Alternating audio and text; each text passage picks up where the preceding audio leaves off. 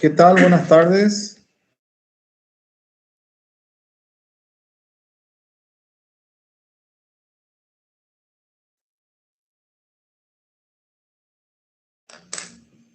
Hola, ¿me pueden escuchar?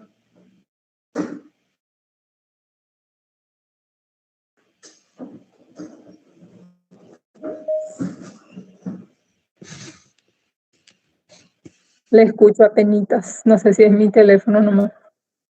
Sí, me indica, me voy a poner acá el sonido más alto. ¿Ahí me escuchan bien?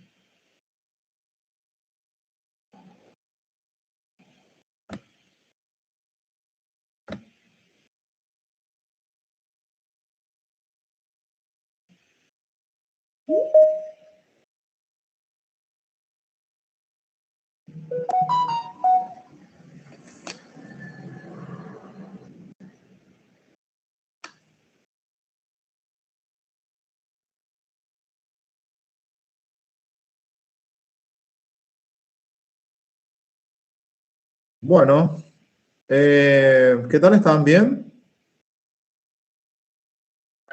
Bien, profe. Bueno, con todas las clases, vamos a compartir una pantalla para que puedan tener...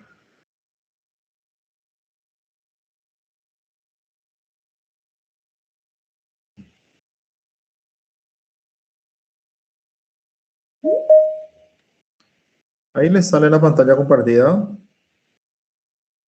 Sí, profesor. Artículo 190, ¿verdad?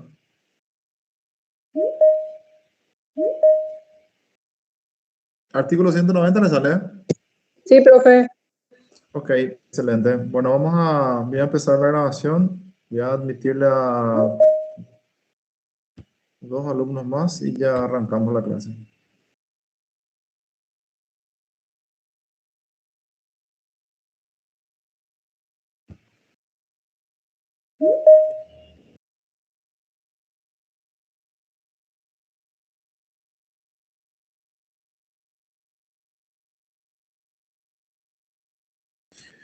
Muy bien, vamos a empezar la clase de hoy.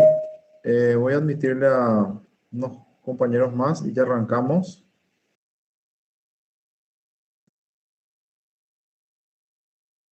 Vamos a ir admitiendo a algunos cuantos más y ya. ¿Qué número de lección es esta? Esta es la lección número 20. Vamos a hablar de los recursos, ¿verdad? Vean ustedes que estamos desarrollando todo lo que sería la parte de procedimientos, ¿verdad? ¿Se acuerdan de que ya estábamos en esta parte del programa? En una primera parte habíamos desarrollado todo lo que serían las normativas de fondo, pero que igualmente dentro de esas normativas de fondo habíamos encontrado, mejor dicho, varios artículos que hacen a lo que sería la parte procedimental, ¿verdad? La parte de forma, vamos a decir, ¿verdad? Independientemente de eso, la ley 154 divide lo que sería el aspecto de fondo, ¿verdad? Con el aspecto formal, ¿verdad? O la parte de procedimiento, que es justamente lo que estamos viendo hoy día. Y dentro de esas normas de procedimiento, ocupa un espacio muy importante lo que vamos a dar hoy, que es la parte de los recursos. La bolilla 20 habla de ello, sobre los diferentes recursos que son o que pueden ser interpuestos dentro de un procedimiento tanto de convocatoria de acreedores como un procedimiento de quiebras, ¿verdad?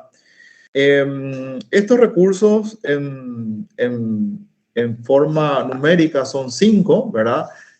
Horacio Lebrón hace una aclaración y dice igualmente de que debía haberse incluido también el recurso de aclaratoria, cosa que no está en la ley 154/69, no así O sea, están incluidos el recurso de reposición, el recurso de apelación, el recurso de nulidad, el recurso de queja por apelación denegada y el recurso de queja por retardo de justicia, ¿verdad? Esos son los recursos que incorpora la ley 154/69 y vuelvo a decir, hace una aclaración, valga la redundancia, el doctor Horacio Lebrón y habla de que también debería haberse incluido el recurso de aclaratoria. Independientemente a eso, él es, igualmente comparto plenamente la posición de que el recurso de aclaratorio igualmente puede ser interpuesto en un procedimiento, ya sea de convocatoria de acreedores o en un procedimiento de quiebras. En ese caso, en el caso de que sea interpuesto ese recurso de aclaratoria, evidentemente vamos a ceñirnos, vamos a guiarnos por lo que establece el Código Procesal Civil en sus artículos 386, 387, 388 y 389, que habla justamente sobre el recurso de aclaratoria, ¿verdad? En cuanto a lo que sería la forma, el objeto y cuáles resoluciones pueden ser pasibles de dicho recurso, ¿verdad? Muy bien. Haciendo estas aclaraciones, y antes de empezar, voy a admitirle a unos cuantos compañeros más aquí. Bien. Haciendo esas aclaraciones, vamos a hablar un poco sobre lo que sería el recurso, los tipos de recursos, ¿verdad? Que son muy parecidos, ¿verdad? A lo que serían los establecidos por el Código de Procedimientos Civiles, pero tanto en lo que sería el estudio mismo y la forma de concesión, lo que sería la ley 154/69 tiene sus particularidades que vamos a ir viendo en esta clase. Acá tiene la pantalla compartida de lo que sería el recurso o los recursos. Vamos a empezar con lo que sería el recurso de reposición, ¿verdad? Y vamos a ir haciendo algunas aclaraciones. El recurso de reposición es un recurso que se interpone contra las resoluciones, ¿verdad? Que evidentemente causan una situación o un gravamen, en este caso, ¿verdad? Pero la particularidad es de que, y lo dice el artículo 190 que vamos a ir leyendo, ¿verdad? En todos los casos, la parte contraria, o sea, el convocatario o el fallido no tuvo una intervención directa, ¿verdad? Es como que el derecho a la defensa, ¿verdad? Ha sido un poco dejado de lado ante estas resoluciones que son objeto de un recurso de reposición. Y justamente el artículo 190 habla de ese punto y se van a dar cuenta de justamente lo que estoy diciendo. El recurso de reposición dice procederá contra toda providencia dictada sin sustanciación, ¿verdad?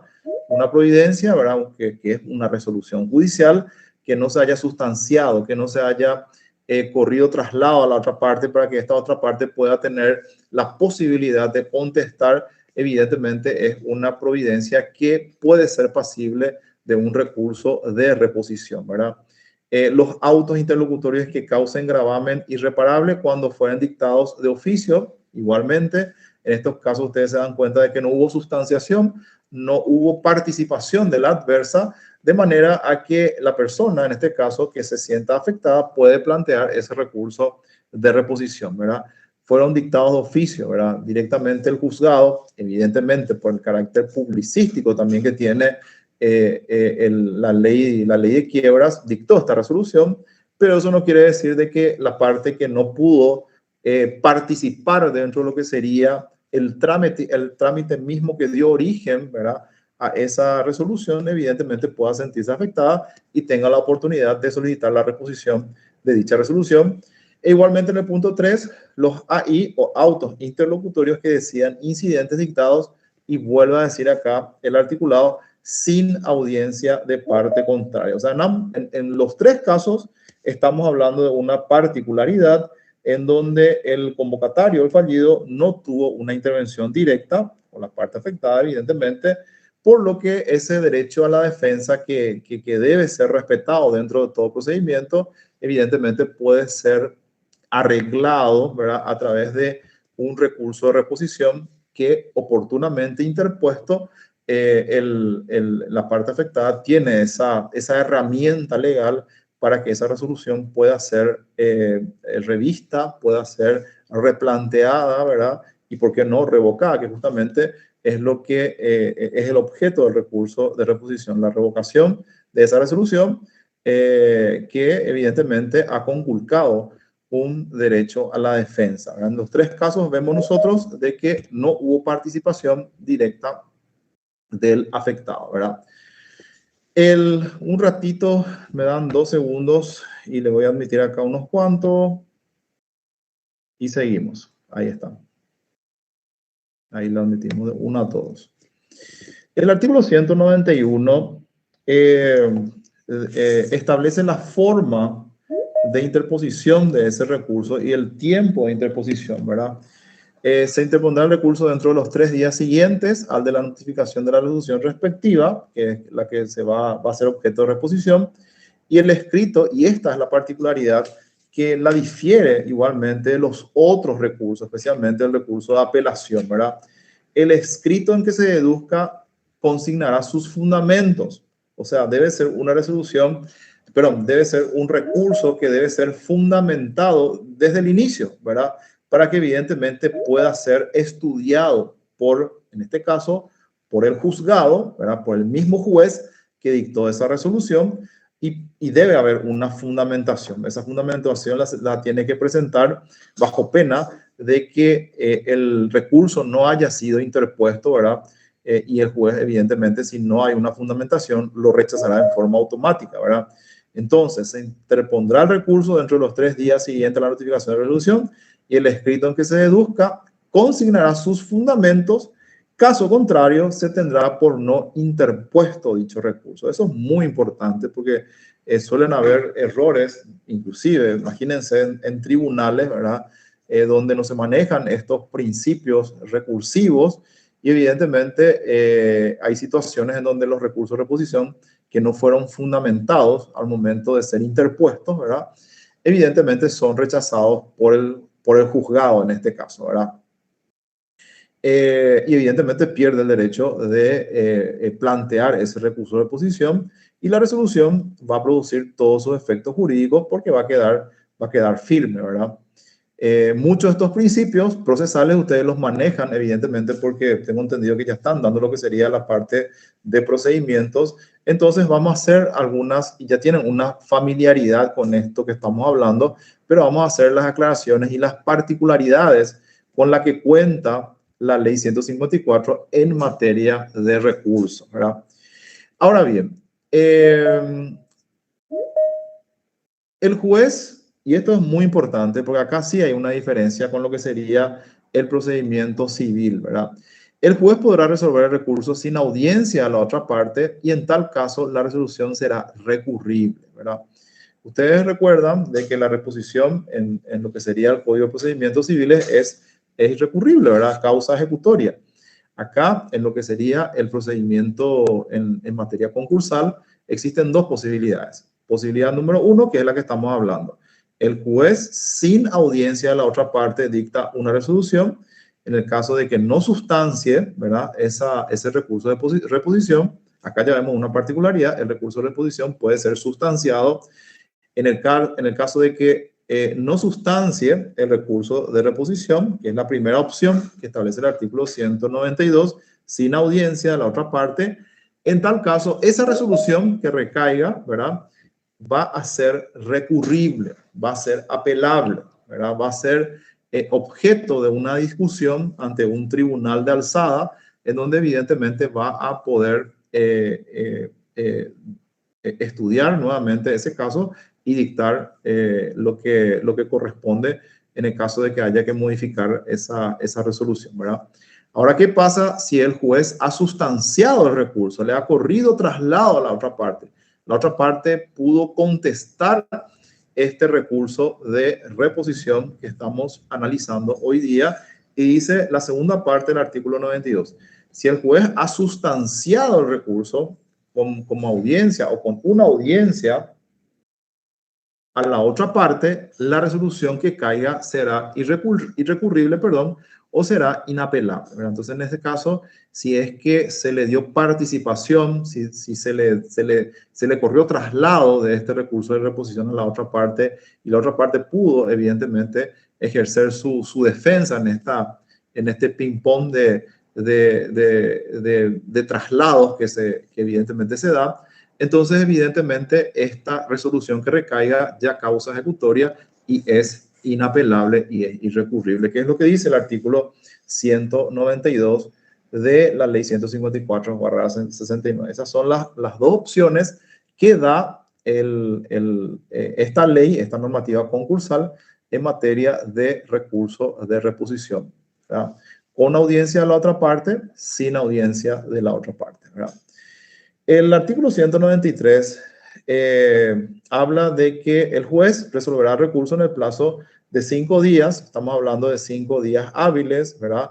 Que es un tiempo, ¿verdad?, que le da esta normativa al juzgado para que resuelva este recurso que está deduciendo, que está interponiendo la parte que evidentemente no está satisfecha con esa resolución que ha recaído, repito, en un juicio de convocatoria de acreedores o igualmente puede darse en un juicio de quiebra, ¿verdad? Y finalmente el artículo 194 habla de que cuando el recurso de reposición fuere deducido en audiencia deberá tramitarse y resolverse en la misma. Se puede dar esas situaciones, de hecho se dan mucho en las audiencias en tribunales, ¿verdad? Que en plena audiencia una resolución dictada o una disposición dictada por el juzgado evidentemente puede ser materia de un recurso de reposición, ¿verdad? Y ese recurso de reposición deducido en esa audiencia debe tramitarse y debe resolverse en esa misma audiencia. Esas son situaciones también que se dan hoy día, ¿verdad?, en lo que sería la interposición de este tipo de recursos dentro de estos juicios de carácter concursal, ¿verdad? Muy bien. Ahora bien, hay consultas hasta este punto, señores. Ustedes me van parando y me consultan. No, doctor, por mi parte.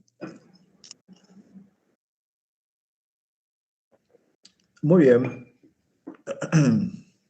Vamos a seguir.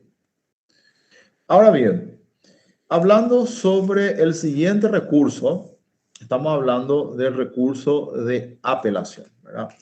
Este recurso, como ustedes saben, ¿verdad?, y esto también se da en el Código de Procedimientos Civiles, es interpuesto sin tener que ser fundamentado, ¿verdad? Se interpone ante el juez que dictó la resolución, ¿verdad?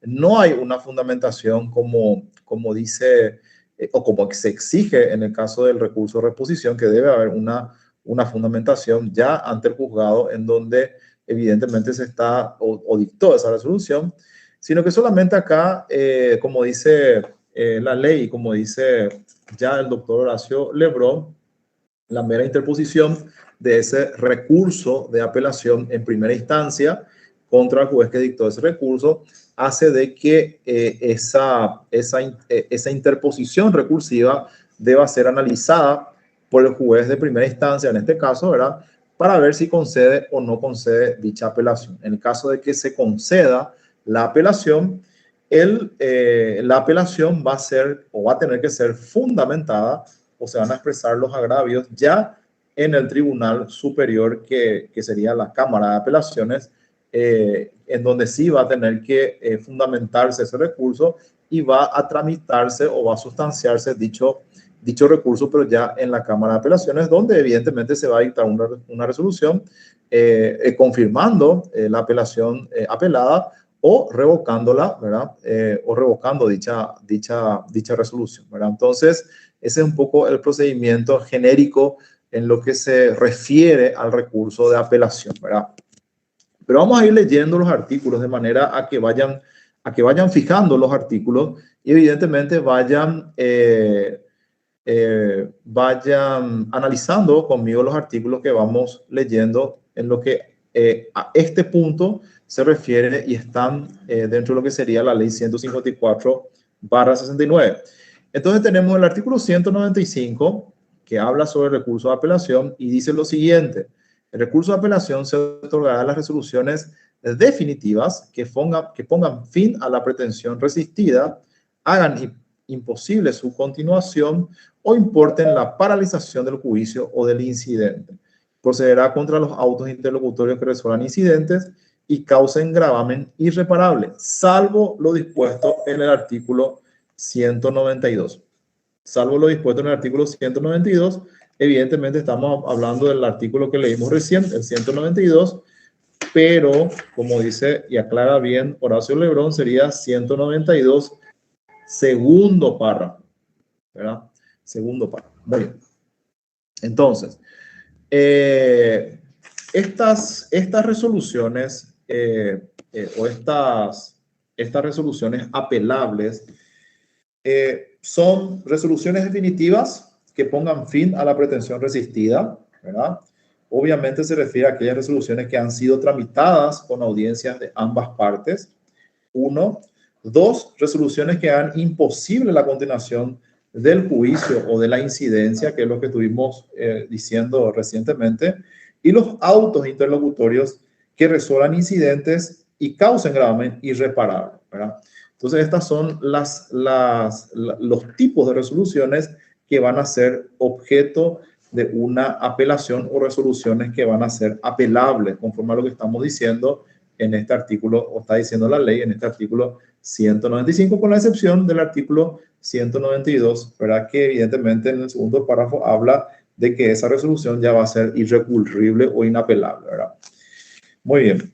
Ahora, el artículo 196 de la ley 154 refiere al plazo que tiene el afectado o el quejoso, como se dice, ¿verdad? Para poder interponer su recurso de apelación. El plazo para apelar será de 3 días, siempre estamos hablando de 3 días hábiles, y se interpondrá por escrito o en el acto de la notificación, limitándose al apelante a la mera interposición del recurso. No tiene que fundamentar este recurso, sino que solamente tiene que interponerlo, ¿verdad? Si así no lo hiciere, se mandará devolver el escrito previa anotación de la fecha de su presentación que el secretario consignará en autos, ¿verdad? Entonces, la mera interposición de ese recurso de apelación hace de que esa situación sea estudiada por el juez y evidentemente lo va a analizar si es que fue dentro del plazo, si fue dentro del tiempo, si es de las resoluciones que evidentemente merezcan una concesión de una apelación. Y en su caso, si es así, va a conceder la apelación y va a proseguir con el trámite recursivo. En el caso de que no, evidentemente lo va a rechazar, ¿verdad? Ahora bien, el artículo 197 nos habla, de la forma de concesión de dicha apelación. La apelación se otorgará siempre en relación y en el solo efecto devolutivo, salvo los casos en que esta ley disponga que lo sea en ambos efectos, ¿verdad? Acá hay que hacer una aclaración. Vean ustedes que estamos hablando de una ley del año 69, donde teníamos otro código de procedimientos, ¿verdad? El código de procedimientos civiles es posterior a lo que sería la ley 154/69. Entonces, en materia de procedimientos, se van utilizando otras terminologías, ¿verdad? Entonces, cuando la ley dice al solo efecto devolutivo, se refiere a que el recurso va a ser concedido sin efecto suspensivo. Esto quiero que anoten porque se suelen equivocar. Entonces, la ley 154 cuando dice al solo efecto devolutivo, estamos hablando de una concesión de un recurso sin efecto suspensivo, que es lo que ustedes conocen, ¿verdad? Cuando dice que el recurso se va a conceder en ambos efectos, estamos hablando de que sea con efecto suspensivo, ¿verdad? Al solo del efecto devolutivo, sin efecto suspensivo. En ambos efectos es igual a con efecto suspensivo, ¿verdad? Haciendo esta aclaración, vamos a leer nuevamente el artículo 197. La apelación se otorgará siempre en relación, es decir, en base a lo que sería la situación que está siendo discutida, ¿verdad? Si es, por ejemplo, un incidente de verificación de crédito, que es lo más común en este tipo de procesos, y ese incidente de verificación de créditos, evidentemente, es apelado, ¿verdad? O es producto de una apelación. Esa apelación se otorgará en relación, ¿verdad? En relación a ese incidente o a esa incidencia y en el solo efecto devolutivo, ¿verdad? Que es lo que dice este articulado. Salvo los casos en que esta ley disponga que lo sea en ambos efectos, ¿verdad? Entonces esa sería la excepción en el caso de que la ley disponga dicha situación, ¿verdad? Muy bien. Ahora, en relación a lo que decía un poco el artículo 197, continúa diciendo el artículo 198. En todos los casos en que se concediese el recurso, se mandará a sacar testimonio, o sea, una copia, ¿verdad? En papel común o fotocopia de lo que el apelante señalara en los autos, ¿verdad? O sea, sería una fotocopia o las compulsas, más que otra cosa, del expediente, ¿verdad? Con las adiciones que hiciese la contraparte si lo hubiere y las que el juez estimara conveniente. Dicho testimonio o dichas compulsas serán remitidas al superior, al tribunal de alzada, dentro de las 24 horas siguientes a la última notificación que lo ordene, siendo responsable el secretario del juzgado, quien lo entregará bajo el recibo al secretario de la Cámara correspondiente. Es el procedimiento, ¿verdad?, en el caso de la concesión de este recurso o este tipo de recursos, ¿verdad? Y que, como dice la ley, deben remitirse el testimonio, lo que nosotros conocemos como las compulsas, al superior jerárquico para que pueda analizar, estudiar esa apelación, ¿verdad?, que está siendo interpuesta, ¿verdad?, y concedida de esta forma por el juzgado de primera instancia, ¿verdad? O sea, el que estudia es el tribunal de apelación, el que concede la apelación es el juzgado de primera instancia. Juzgado de primera instancia concede la apelación, juzgado o tribunal de alzada o cámara de apelaciones estudia la apelación. Muy bien. Algo muy importante también lo que dice el artículo 199 porque se refiere a principios procesales en materia de concursos, ¿verdad? La resolución que recayese en segunda instancia causará ejecutoria. ¿Qué es lo que se dice? Las resoluciones en lo que sería la ley 154, concursos de acreedores, convocatoria de acreedores de quiebras, causa ejecutoria, en segunda instancia. No puede haber un grado de apelación ante la Corte Suprema de Justicia, ¿verdad? Se decide en segunda instancia y ahí es el último órgano juzgador en lo que sería el trámite normal del procedimiento, como lo que dice la regla del artículo 199. La resolución que recayese en segunda instancia causará ejecutoria, ¿verdad? Entonces, esa es una regla en materia de convocatoria de acreedores y quiebras, donde no se admite, como bien lo dice Horacio Lebrón, no se admite la tercera instancia, no se admite la Corte Suprema de Justicia, ¿verdad? Evidentemente. Lógicamente, en el caso de que hayan cuestiones no constitucionales, ¿verdad?, o inconstitucionalidades, evidentemente puede darse esa situación, ¿verdad?, pero ya sería una acción de inconstitucionalidad en el caso de que existan situaciones que riñan contra la Carta Magna, ¿verdad? Esa es otra situación, ¿verdad? Ahora, la forma de tramitar el recurso en segunda instancia se regirá por las leyes que regulan la materia en el procedimiento civil, o sea, hace una remisión a los artículos 432 al 433 del Código Procesal Civil, que es el que rige en esta materia, ¿verdad? Que habla un poco sobre lo que sería la apelación, ¿verdad?, y los trámites o el trámite que se da en segunda instancia, ¿verdad? Entonces, también en este caso, ya la misma normativa concursal, a través del artículo 200, ¿verdad?, dice de que el recurso en segunda instancia se regirá por las leyes que rigen la materia en el procedimiento civil. Repito, son los artículos 432 al 434 del Código Procesal Civil, ¿verdad?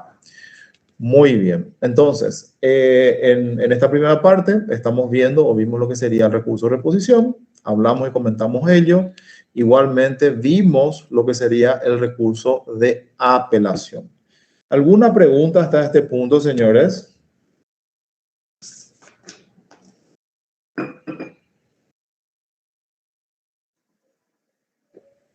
Yo, profesor, no tengo preguntas.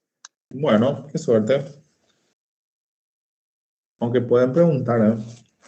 Es importante que pregunten. Cuando se genera un debate es cuando da gusto la clase. No puedo preguntar, Disculpe. profesor, porque hoy mi internet estuvo así como mi voz. Va y viene. Entonces, la primera parte que siempre es importante, ¿verdad? Como para poder hacer una cadena, me perdí, pero sí tomé el ritmo desde el artículo 195 Ya. y no, estoy teniendo claro hasta ahora. Ok, bueno, vamos a seguir entonces. Vamos al recurso de nulidad, ¿verdad? Que también está arreglado, está normativizado en la ley 154, en los artículos 201 al 203, ¿verdad? Como están viendo en pantalla. Muy bien.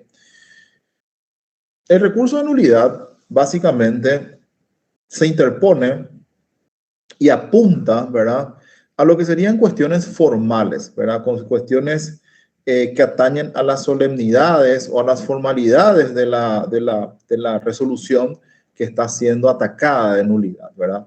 Básicamente ese sería, y también el procedimiento, ¿verdad?, que vamos a ver ahora, ¿verdad?, que evidentemente está siendo atacado, ¿verdad? Entonces dice, el recurso de nulidad se otorgará a las siguientes resoluciones apelables, ¿verdad? Número 1, cuando hubiesen sido dictados con violación de la forma y la solemnidad que prescriban las leyes. Entonces, también se plantea un recurso de apelación e igualmente se puede plantear un recurso de nulidad. Cuando hubiesen sido dictadas en virtud del procedimiento en que se hubieran omitido las formas sustanciales, vuelve a través a insistir el inciso 2 del artículo 201 a las solemnidades, ¿verdad?, a las formas, vamos a decirlo. Y el punto 3, cuando se hubiese incurrido en algún defecto de lo que por expresa disposición de la ley anulan las actuaciones. En estos casos, si se dan una de estas situaciones, evidentemente el afectado va a interponer igualmente el recurso de nulidad, que va a ir acompañado al recurso de apelación, ¿verdad? Conforme lo que dice la ley, ¿verdad? Ahora, el artículo 202 dice, las nulidades siempre se declararán a petición de parte, solo serán declaradas de oficio, 1, cuando esta ley expresamente lo autorice que lo sean, y 2, cuando lesionen los derechos de defensa consagrados por la Constitución Nacional. En este último caso podrán ser convalidadas por las partes afectadas, ¿verdad? Entonces, acá, por ejemplo, hay una situación, ¿verdad?, donde las nulidades, como dice la ley, siempre se declararán a pedido de parte interesada, pero también por el carácter publicístico que tienen este tipo de procedimientos, también pueden ser declaradas de oficio, ¿verdad? Es lo que dice el articulado. Y esas situaciones o esas declaraciones de oficio, esas posibilidades están establecidas en el artículo 202, que es el que estuvimos leyendo recientemente, ¿verdad? Dice Horacio Lebrón en su comentario de que dicha enumeración debe considerarse taxativa, ¿verdad? O sea, en estas situaciones podrá darse esa interposición de nulidad en el caso de que se cumplan estas situaciones establecidas en el artículo 202, perdón, de la ley 154/69, ¿verdad? Perdón, muy bien. Y el último articulado que habla sobre la nulidad habla de la forma o cómo deben o cómo pueden interponerse estos recursos de nulidades o el recurso de nulidad. La interposición del recurso de nulidad podrá hacerse independiente, conjunta o separadamente con el de apelación, en el cual se la consideran implícito y regirá a su respecto lo dispuesto para este último, ¿verdad? Entonces, este recurso de nulidad, ¿verdad?, evidentemente pueden plantearse de estas formas conforme a lo que dice o establece el artículo 203 de la ley 154/69. Muy bien. Voy a admitirle a unos cuantos que quedaron ahí colgaditos.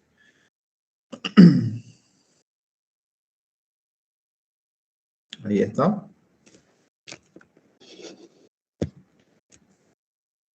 Ahí está. Muy bien. Vamos a seguir. Ahora vamos a ver, perdón. Sí.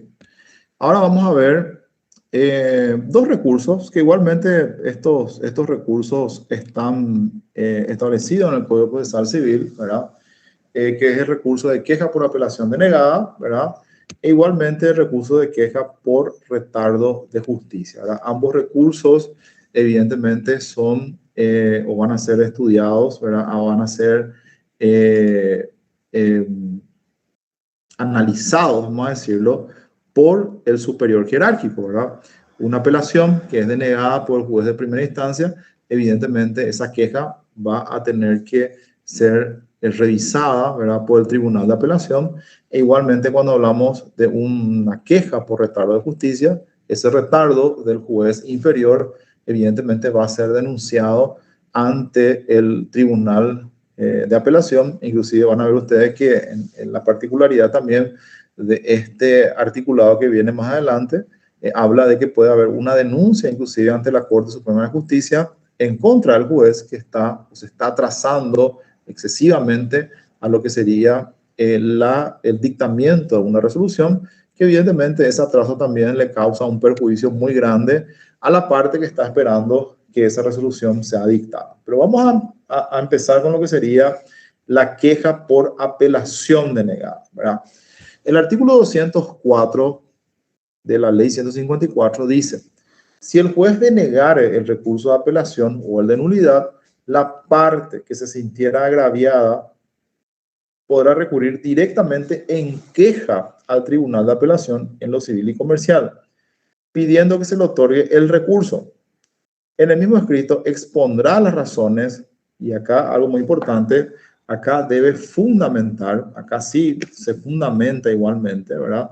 En el mismo escrito expondrá directamente las razones que le asisten para ello, so pena de tener por existido el recurso, ¿verdad? Entonces, esta parte que se siente afectada, que se siente evidentemente dejada de lado con lo que sería la resolución en cuanto a sus derechos se refiere, evidentemente puede recurrir en queja ante el tribunal de apelación por esta apelación que no le concedió el tribunal, el juzgado inferior, en este caso el juzgado de primera instancia. Esa queja se lo hace directamente ante el tribunal de la apelación en lo civil y comercial competente, ¿verdad? Ahora bien, el tiempo de interposición de este recurso se interpondrá dentro de 3 días de notificada la denegación de la apelación, ¿verdad? Con el escrito en que se lo interponga, se acompañará copia simple de la providencia recurrida y los recaudos necesarios autenticados por el secretario, so pena de tener desierto el recurso, ¿verdad? Son evidentemente recaudos que tienen que llevarse, acercarse, ¿verdad? Agregarse para que pueda ser conseguido el recurso de queja por apelación denegada, ¿verdad? Si lo juzgare necesario el tribunal de apelación pedirá informe al juez de la causa, quien en ningún caso remitirá al superior los autos, salvo que aquel excepcionalmente lo solicite. Un poco esto por la regla que estuvimos viendo ya en los artículos anteriores, en donde evidentemente tienen que remitirse las compulsas o el testimonio o las copias de los autos de primera instancia para que evidentemente eso pueda ser analizado o estudiado por el tribunal de alzada, salvo que excepcionalmente el tribunal solicite la remisión de los autos principales, ¿verdad? Si lo juzgare necesario, el tribunal de apelación pedirá informe al juez de la causa, quien en ningún caso remitirá al superior los autos, salvo que aquel excepcionalmente lo solicite. Evacuado el informe, dice el artículo 206, el tribunal resolverá la queja sin otro trámite. Si el recurso fuese concedido, regirá para su concesión y tramitación lo dispuesto a su respecto por las leyes procesales. Y ahí nuevamente, a través de lo que sería el artículo 206, nos remitimos a los artículos 410 y 411 del Código Procesal Civil. Vamos a echar una ojeada.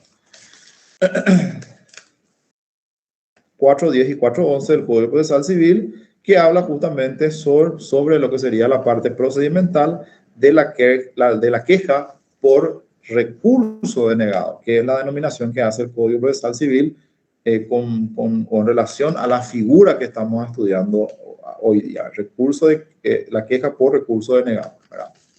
Muy bien. Y el artículo siguiente, la queja interpuesta no suspende los efectos de la resolución. Independientemente a que la queja sea estudiada, la resolución va a producir sus efectos jurídicos, ¿verdad? Muy bien. No suspende los efectos de la resolución. ¿Sí? ¿Qué quiere decir so pena de tener por desierto? So pena es que, o si no, lo van a tener por desierto. Si no hace eso, lo va a tener por desierto. Ok. Muy bien. Profesor, Señora, ¿sí? ¿Te escucho? sí, el recurso de queja por apelación denegada y el recurso de queja por retardo de justicia, en uno hay sustancias, o sea que ¿cómo le diría? Se tiene que argumentar. En el otro no, porque es por retardo de los plazos. No sé si me expliqué. Sí, salió un poco entrecortado esa última parte. Se fundamenta que el recurso de apelación, que es lo que dijimos, que tiene que estar fundamentada o fundada. Y después dijiste, El recurso de queja no. En el recurso de queja no, porque es por el tiempo. ambos son recursos de queja. Pero esa es la diferencia. O sea que hay una diferencia entre ambos. En uno hay fundamentación, en el otro solamente se haría un escrito por retardo de los plazos. Sí, sí, no, como me dijiste, recurso de queja. Ambos son recursos de queja. Recurso de queja por retardo de justicia y también recurso de queja por apelación denegada. Claro, en el recurso de queja por apelación denegada, que también es el recurso de queja, hay que fundamentarlo. ¿Por qué? Porque él cree de que su apelación debe ser concedida, lo que el juez inferior no lo hizo, ¿verdad? Mientras que el recurso de queja por retardo de justicia, evidentemente, también no está de más que lo fundamente, ¿verdad? De hecho, yo lo fundamentaría, me explayaría si es que voy a queja evidentemente por retardo de justicia al inferior, pero por sobre todas las cosas debe, como dice la segunda parte del artículo 208, debe acompañar copia del escrito de urgimiento, ¿verdad? Con constancia del día y hora de su presentación autenticadas por el secretario. Eso es lo que exige el artículo 208 al momento de interponer o deducir recursos de queja por retardo de justicia, ¿verdad? Poner urgimiento, primera. Sí, exacto, claro. Que finalmente ya es una forma de fundamentación, ¿verdad? O sea, si yo le estoy agregando mi primer urgimiento, mi segundo urgimiento, después, como dice la ley, pasados 10 días desde el urgimiento, sin que el juez haya pronunciado, bueno, es una forma en donde yo estoy fundamentando mi queja, vamos a decirlo. Yo personalmente no perdería la oportunidad, si voy en queja, en fundamentarlo, pero muy bien por el tipo de recurso que estamos presentando, en donde evidentemente ese retardo de justicia, esa morosidad judicial, hace de que finalmente no se haga justicia, ¿verdad? La justicia que llega tarde tampoco es justicia. Entonces, esa exigencia o ese reclamo que se hace ante la Cámara de Apelaciones, ¿verdad? Podría tener esa fundamentación, pero de todas formas, con que se agreguen los urgimientos, con que se agreguen los reclamos que se hicieron en primera instancia, el juzgado, pero en este caso ya el Tribunal de Apelaciones lo va a considerar como presentado. Profe, buenas tardes. Sí, buenas tardes. Muchas gracias. Dice pues que en el recurso de apelación, el recurso normal para apelar en primera instancia no hace falta fundamentar. Sí. Entonces, ahí yo voy a pasar directo a segunda instancia. Quiere decir que ese recurso que está en segunda instancia es lo que se puede fundamentar y es lo que me permite, en todo caso, irme por queja, por apelación denegada, porque ahí sí también se fundamenta, ¿verdad? Claro. Bueno, hay dos cosas. Número uno, el tema de lo que sería la interposición del recurso en primera instancia, ¿verdad? La apelación solamente requiere la interposición de recurso en primera instancia. No hace falta la fundamentación. El escrito de interposición es un escrito cortito de cinco líneas. Interponer recurso de apelación. Por la presente interpongo en tiempo y forma de ley el recurso de apelación y nulidad. Evidentemente, y también creo que es nulo, ¿verdad? Solicitando se concedan los mismos, ¿verdad? Conforme a lo que dice la normativa concursal. Así cortito, esa es la interposición, ¿verdad? Eso lo tengo que hacer ante el tribunal que dictó esa resolución, ¿verdad? No hace falta que lo fundamente todavía. Cuando me concedan esa apelación, cuando el expediente vaya a segunda instancia, que en este caso, como dice la ley, tiene que ir las compulsas a segunda instancia, ¿verdad? En cuanto a las reglas de forma de concesión. Entonces ahí en segunda instancia, cuando me corran traslado, cuando lo dicten la providencia de autos, ¿verdad? Yo tengo que fundamentar, ahí recién yo lo fundamento y me explayo todo lo que me quiera explayar, 1, 2, 3, 10 páginas de lo que sería mi fundamentación, dentro de lo que sería el trámite ya en segunda instancia, ¿verdad? Que evidentemente va a ser discutido y va a salir una resolución. Esa sería la hoja de ruta a seguir dentro de lo que sería esta forma o esta herramienta legal para poder ser reestudiada la resolución dictada por el inferior, ¿verdad? Ahora, en el caso de que esa apelación se haya presentado, ¿verdad? Y no se haya concedido esa apelación, que es lo que estamos viendo ahora, que esa queja, perdón, por apelación denegada, entonces ahí yo voy directamente a lo que sería la Cámara de Apelaciones. Debo fundamentar mi recurso de queja por apelación denegada y evidentemente el juzgado, en este caso el Tribunal de Apelaciones, va a dictar una resolución, ¿verdad? Haciendo o dándole trámite a mi recurso o denegando mi recurso, evidentemente si considera conveniente o no, ¿verdad? Ese sería el trámite en ambas situaciones, cuando me conceden la apelación, ¿verdad? Y cuando evidentemente no me conceden la apelación y yo voy a queja por esa apelación que es denegada. En el último caso, ¿verdad? Es importante lo que dice acá el artículo 207, que le agrando un poquitito, que dice, la queja interpuesta no suspende los efectos de la resolución, ¿verdad? O sea, esa resolución que evidentemente yo apelé, ¿verdad? Y no me concedieron la apelación, por eso voy en queja, ¿verdad? Por apelación denegada, va a producir sus efectos jurídicos, ¿verdad? No va a frenar esta queja los efectos jurídicos que pueda producir esa resolución apelada, vamos a decir. Son muy importantes. La queja interpuesta no suspende los efectos de la resolución, y un poco lo que dice también Horacio Lebrón cuando comenta esa parte, ¿verdad? Y dice, estimamos que concedido el recurso por el Tribunal de Apelación, se retrotraerá el juicio a la fecha de la resolución recurrida, dejándose sin efecto todas las tramitaciones ulteriores que pudieran haber tenido lugar, ¿verdad? Entonces, en el caso de que se dicte una resolución de ese tipo, entonces, evidentemente, el comentario de Lebrón, con el que comparto plenamente, producirá o se dejará, pero sin efectos, todas las tramitaciones ulteriores que pudieran haber tenido lugar, ¿verdad? Muy bien. Sigamos. Y vamos a ver o a analizar el último recurso que nos trae la ley 154/69, que es el recurso de queja por retardo de justicia, ¿verdad?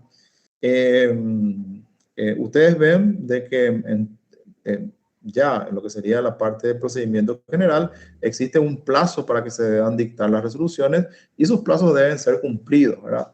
A partir del cumplimiento del plazo, ¿verdad? Establecido por la ley para que el juez dicte una resolución, evidentemente a partir de ahí tienen que venir los urgimientos. Antes de que se cumpla ese plazo establecido por la ley, no puede haber un urgimiento, ¿verdad? Puede haber una ansiedad de una de las partes para que salga esa resolución, pero no puede realizar un urgimiento. Tiene que esperar que venza el plazo para poder empezar a urgir, ¿verdad? ¿Qué es lo que dice acá el artículo 208, ¿verdad? Una vez que haya pasado ese tiempo y no se esté dictando la resolución judicial, entonces el afectado, ¿verdad?, puede ir en queja ante el superior por retardo de justicia, ¿verdad? Por la morosidad judicial que evidentemente trae más injusticia que justicia, ¿verdad? Como decía, la justicia que no llega a tiempo tampoco no es justicia. Entonces, un poco por esa situación que le afecta a una de las partes, entonces la ley le da esta herramienta legal, esta herramienta recursiva, que es el recurso de queja por retardo de justicia. También figura que la tenemos en el Código de Procedimientos Civiles, ¿verdad?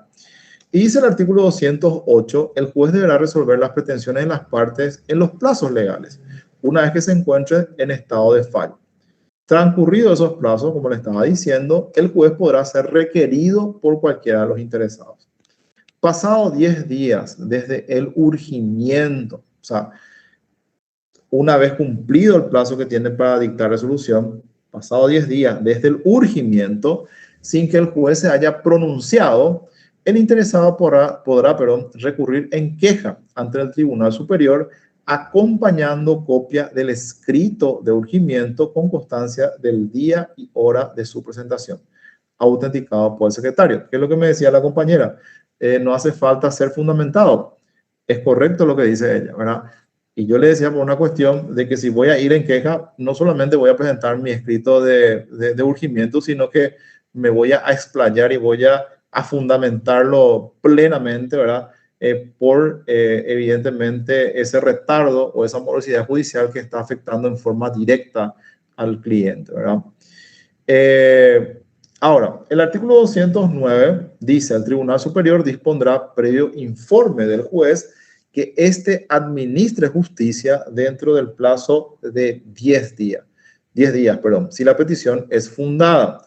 Si así no lo hiciere, el interesado podrá denunciarlo ante la Corte Suprema de Justicia, ¿verdad?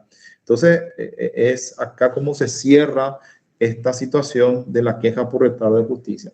El Tribunal Superior dispondrá previo informe del juez que éste administre justicia dentro del plazo de 10 días. Lo ordena, lo conmina para que dicte una resolución en el plazo de 10 días, porque evidentemente esa morosidad que yo estoy reclamando a través de este recurso, evidentemente tuvo una acogida favorable en el Tribunal Superior.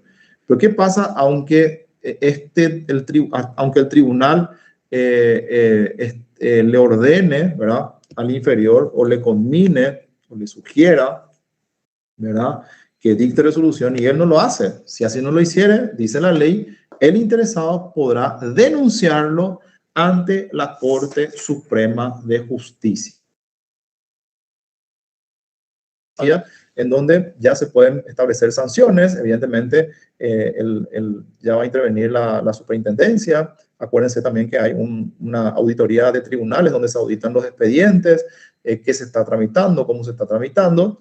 Entonces, todas estas son herramientas que en el caso de que uno crea conveniente a sus intereses y de acuerdo al trámite que se está dando en dicho expediente o en dichos autos, evidentemente se pueden utilizar, ¿verdad?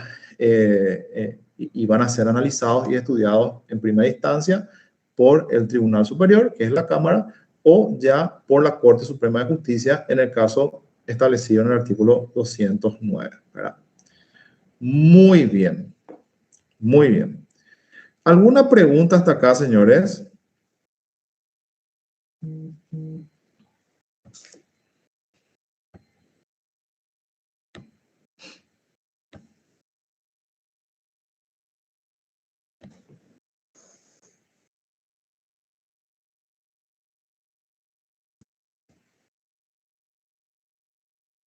¿Alguna consulta?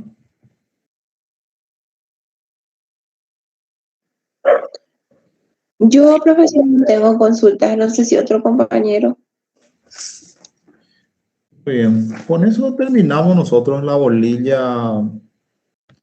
Voy a dejar de compartir pantalla un ratito.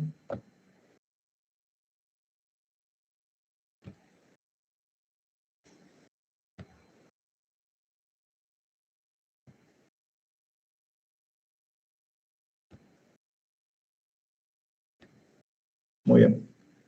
Sí, ¿Le sale, una le sale- consulta. le sale esta pantalla? Sí, Sí, profe. Bueno, nosotros con esto terminamos la bolilla número 20, ¿verdad? Que es toda la parte de procedimientos, vamos a decirlo, con lo que sería la parte de los recursos, ¿verdad? No creo que tengamos mucho tiempo ahora, ¿verdad? Pero vamos a hablar ya la clase que viene con más amplitud, pero le quería mostrar. Eh, la siguiente bolilla, la bolilla 21, habla sobre la Sindicatura General de Quiebras, ¿verdad? La ley 154/69 habla sobre las disposiciones generales y todo lo que sería la forma de organización, en las funciones tanto del síndico general de quiebras como de los agentes síndicos, quiénes pueden ser síndicos, presupuesto, cuáles son las funciones del síndico general de quiebras, del agente síndico, etcétera, etcétera. Muy bien. Pero ¿qué pasó? En el año 2013, ¿verdad? Salió la ley número 4870 que crea la Sindicatura General de Quiebras, ¿verdad? Pero lo crea como un organismo autónomo, ¿verdad? Y autárquico, evidentemente, con un presupuesto propio, ¿verdad? Y todas esas disposiciones están establecidas en esta ley, la ley 4870/2013, que es la que están viendo acá. Esto está expuesto igualmente en la página de la Sindicatura General de Quiebras, que también pueden entrar en esa página. La página de la Sindicatura General de Quiebras está en la web, ¿verdad? Ustedes pueden ver, analizar todo eso y van a encontrar toda la información en cuanto al marco legal, que es lo que estamos hablando acá, la ley 154, las otras leyes modificatorias, e igualmente la ley 4870/2013, que es la que crea la Sindicatura General de Quiebras, ¿verdad? Que es la que vamos a ver en la clase siguiente.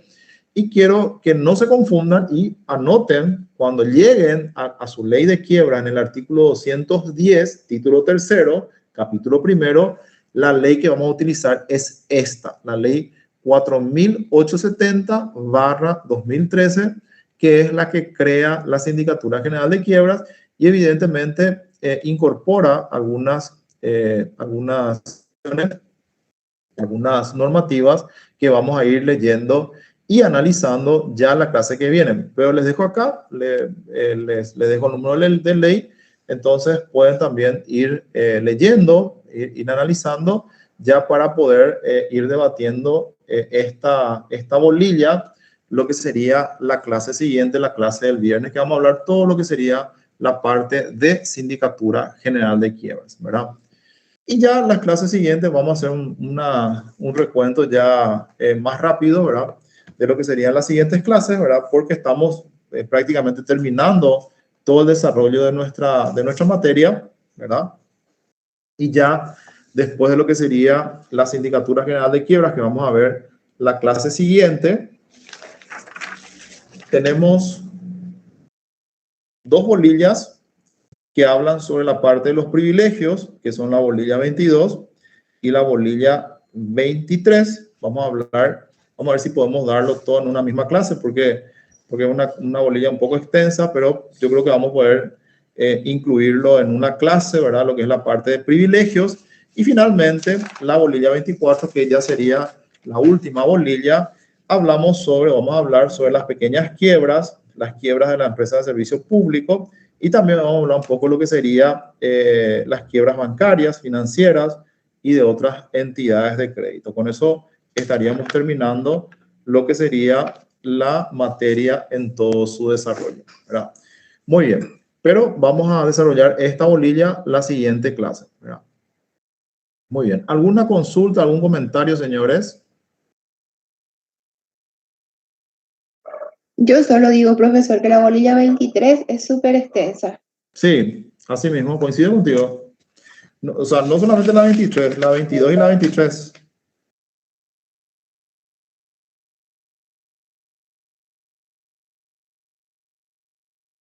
La 22 es privilegios y la 23 privilegios. Ambas bolillas tienen su extensión, ¿verdad? Profe, ¿cómo trabajamos esto para el examen, para el primer llamado que va a ser oral? ¿Cómo, perdón? ¿Cómo aprendemos esto para no ser ordinaria? Y nada, asistiendo a las clases, ¿verdad? Asistiendo a las clases. Nosotros prácticamente todas las clases estamos desarrollando plenamente todo lo que finalmente van a salir o están saliendo los exámenes parciales y finalmente en el final, ¿verdad? Yo creo que un buen paso para ir aprendiendo esta materia es ir asistiendo a todas nuestras clases, ¿verdad? Sí. Y vamos a ir comentando uno a uno. O sea, si es que tenemos que tener una clase más, ¿verdad? Porque estamos bien en tiempo, ¿verdad? Ya nos faltan 4 bolillas o 5, 4 bolillas. O sea, podemos tener una bolilla por cada clase y con eso llegamos súper bien. Lo que es la parte de sindicatura de quiebra lo vamos a terminar en un día, ¿verdad? Vamos bien desarrollado. Después tenemos 3 clases más que vamos a terminar lo que sería la parte de privilegios y la última parte que es la parte de pequeñas quiebras y hacer un análisis rápido de lo que serían las quiebras bancarias. Tampoco vamos a profundizar mucho en lo que son las quiebras bancarias porque es un mundo muy amplio, ¿verdad? Muy meticuloso, pero vamos a ir hablando de los tópicos más importantes conforme a lo que nos pide nuestro programa, ¿eh? Profe, entonces, sí, lo que tuvimos en clase es lo más importante que tenemos que estudiar, entonces, ya que son tan extensos, porque yo estoy siempre en la clase, pero no es que retengo todo lo que usted dice tampoco. Entonces, de repente, volvemos a escuchar las grabaciones y eso nos va a servir para ser claro. positivo para nosotros en el examen. Claro. Por eso yo trato de compartirle pantalla, trato de hacer los artículo por artículo. Todo lo que nosotros hacemos está también conforme al programa. Si ustedes van viendo, es punto a punto el programa. Entonces, de manera para que también tenga, o sea, que sea útil esta clase como clase, ¿verdad? Y como clase de repaso, así como está diciendo, una vez que vayan viendo las grabaciones, van a ir viendo que vamos comentando punto por punto, ¿verdad? Dale, gracias. Bueno, señores, vamos a dejar de compartir esto. Voy a despedirme de ustedes. Nos vemos, si no hay más preguntas, ¿verdad? Nos vemos el próximo viernes. Vamos a desarrollar todo lo que Nos vemos, profe. de sindicatura. Gracias, doctor. Gracias a ustedes, que tengan un buen resto de jornada. Gracias, doctor. Muy Gracias, amable. profe, igualmente. Gracias. A ustedes, Igualmente, profe. Buena jornada. a ustedes, muchas gracias.